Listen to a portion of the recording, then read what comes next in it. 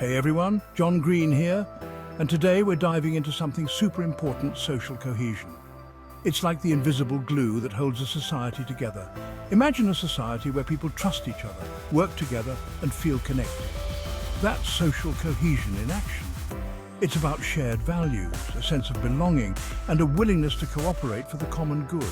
Without it, things can get messy, and history is full of examples that prove it. Social cohesion is like the foundation of a strong building. When people feel connected and share common goals, they're more likely to work together to solve problems. This creates a more stable and prosperous society for everyone. Think about it. Would you rather live in a place where people are constantly at odds, or a place where everyone has each other's backs? Yeah, me too. On the flip side, when social cohesion breaks down, things can go south pretty quickly. We're talking about increased crime, political instability, and economic decline. It's like pulling a thread on a sweater. Eventually the whole thing can unravel. So, how do we keep our social fabric strong? That's what we're going to explore.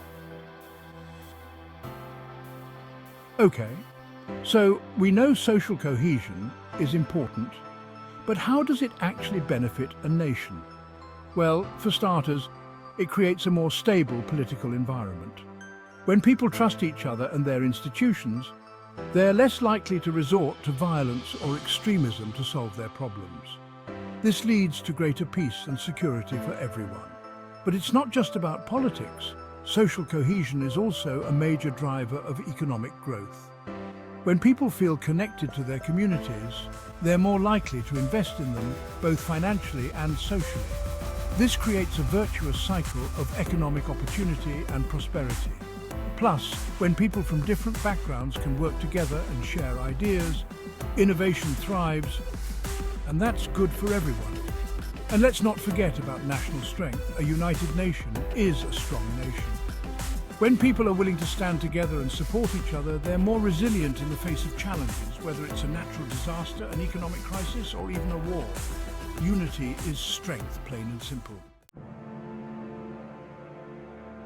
Now let's talk about a real-life example of social cohesion in action: the United States during World War II. Before the war, America was a divided nation, grappling with the Great Depression and racial segregation. But when the Japanese attacked Pearl Harbor, everything changed. Suddenly, Americans from all walks of life, rich and poor, black and white, men and women, came together with a shared purpose: to defeat fascism and defend their country. They rationed food, bought war bonds, and worked tirelessly in factories to support the war effort. This incredible display of unity and sacrifice helped the Allies win the war and cemented America's place as a global superpower. The war effort transcended individual differences and brought Americans together like never before. It showed the world the power of a united nation and the incredible things that can be accomplished when people put aside their differences and work together towards a common goal. Social cohesion isn't a given. It can be fragile, easily eroded by forces that divide us. Economic inequality is a major threat. It creates resentment, mistrust, and a sense of unfairness. This can lead to social unrest and instability.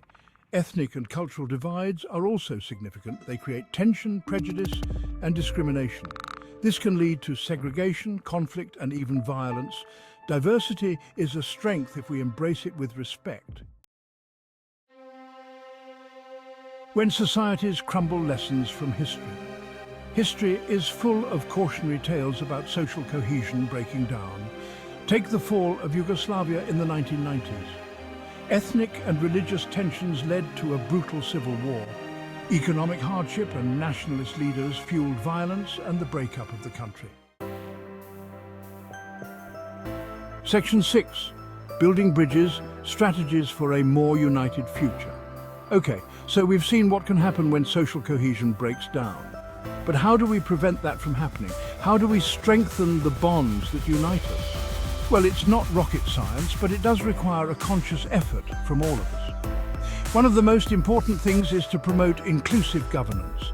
That means creating a political system where everyone feels represented and has a voice, regardless of their background or beliefs. It also means tackling discrimination and ensuring equal opportunities for all citizens. Addressing economic inequality is crucial. We need policies that promote fair wages, access to education and healthcare, and opportunities for upward mobility. This will help create a more just and equitable society where everyone has a chance to succeed. Investing in education is key. We need to teach our kids about the importance of tolerance, empathy, and understanding. We need to help them develop critical thinking skills so they can challenge prejudice and discrimination. Promoting social mixing is another important strategy. We need to create opportunities for people from different backgrounds to interact and get to know each other. This could involve supporting community events, promoting diversity in schools and workplaces, or even just encouraging people to step outside their comfort zones and make new friends. Section 7, Success Stories, Integration in Action. Now, I know what you're thinking.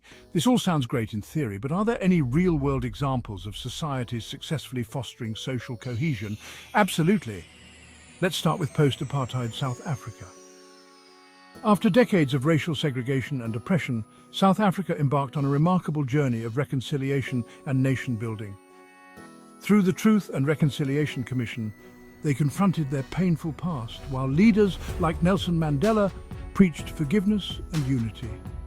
While challenges remain, South Africa's progress in healing its divisions and building a more just society is an inspiration to the world. Then there's Canada's multicultural model. Canada embraces its diversity, recognizing that its strength lies in its people's different cultures, languages, and traditions. They've implemented policies to promote integration and inclusion, making it a welcoming and vibrant society for immigrants from all over the world.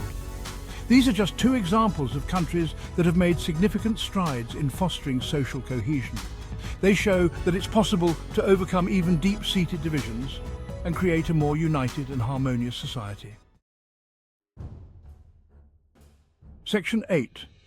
The Price of Division, a Call for Unity. So, there you have it. Social cohesion in a nutshell. It's the glue that holds us together, the foundation of a strong and prosperous nation. When we invest in it, we create a more peaceful, just and prosperous world for ourselves and future generations. But when we neglect it, we do so at our own peril. The challenges we face today, from climate change to economic inequality to political polarization, are complex and daunting. But we can overcome them, but only if we stand together. We need to reject the forces of division and embrace the values of unity, empathy, and understanding. Remember, we're all in this together, and our future depends on our ability to bridge our differences and work towards a common goal. Thanks for watching, and don't forget to be awesome.